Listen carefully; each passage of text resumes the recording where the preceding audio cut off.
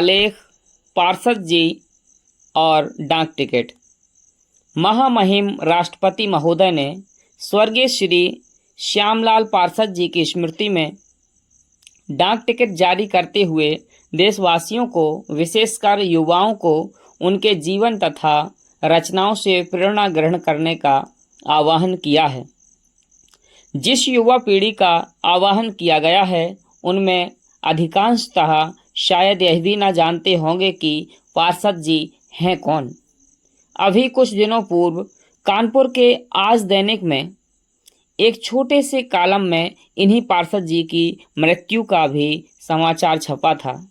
ठीक इसी प्रकार जिस प्रकार आज राष्ट्रपति द्वारा उनकी स्मृति में डाक टिकट जारी करने का देश का शायद ही कोई ऐसा व्यक्ति हो जिसने जीवन में कभी न कभी झंडा ऊंचा रहे हमारा गाते हुए गर्व का अनुभव ना किया हो।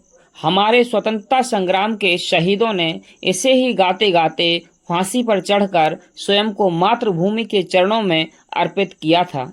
देश की स्वतंत्रता के दीवानों के गले का कंठहार बने इस राष्ट्रीय गीत के प्रणेता थे स्वर्गीय श्यामलाल जी पार्षद।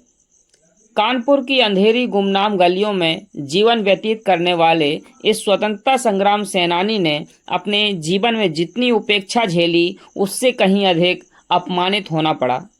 उन्हें मरकर नंगे पांव घूमने वाले इस अपराजेय व्यक्ति की मृत्यु पैर में कांच का टुकड़ा गड़ जाने पर समुचित इलाज के अभाव में असहाय वेदना से छटपटाते हुए इसी स्वतंत्र भारत में हुई।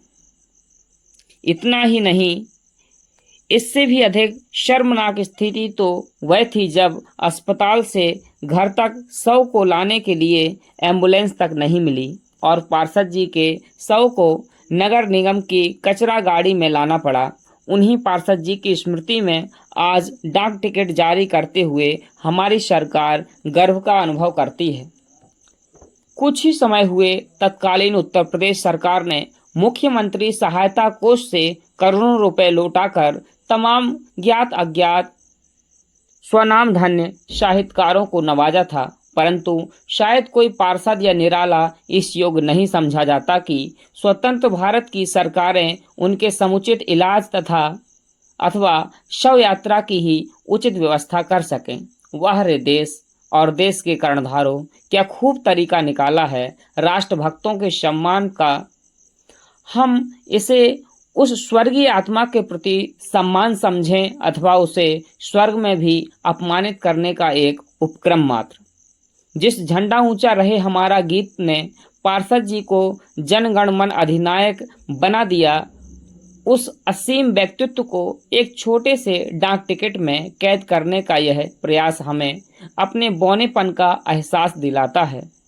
अब यह सब बंद होना चाहिए। यदि हम उन तमाम जीवित राष्ट्रभक्तों, स्वतंत्रता संग्राम सेनानियों का उचित सम्मान नहीं कर सकते तो किसी भी सरकार को उनकी मृत्यु के पश्चात किसी भी प्रकार के सरकारी आयोजन करने का कोई नैतिक अधिकार नहीं पहुंचता। कानपुर का अतीत स्वतंत्रता संग्राम के इतिहास का एक अत्यंत उज्जवल अध्याय रहा है और उसी धरती पर एक राष्ट्रभक्त की ऐसी उपेक्षा, इसके लिए कानपुर की जनता, वहाँ के साहित्यकार, तमाम साहित्यिक एवं सांस्कृतिक संस्थाएं और हम कुछ ना कुछ जिम्मेदार हैं। मैं चाहता हूँ कि देश के राष्ट्रभक्तों और प्रबुद्ध वर्ग में थोड़ी चेतना जागृत हो और वे भी अपना कुछ दायित्व समझें। इसके लिए हम सभी को निहायत ईमानदार के साथ आत्ममंथन करना होगा ताकि हमारी गौरवमयी परंपरा के जो भी अवशेष हैं उनके प्रति हमारी पीढ़ी श्रद्धापूर्वक आत्मसमर्पण करते हुए प्रायश्चित तो कर ही सके। यह आलेख भावभूषण कृति से आलेखकर्ता कुंवर शिवभूषण सिंह गौतम भूषण जी, वाचनकर्ता नितिन सिंह परमार, भारत।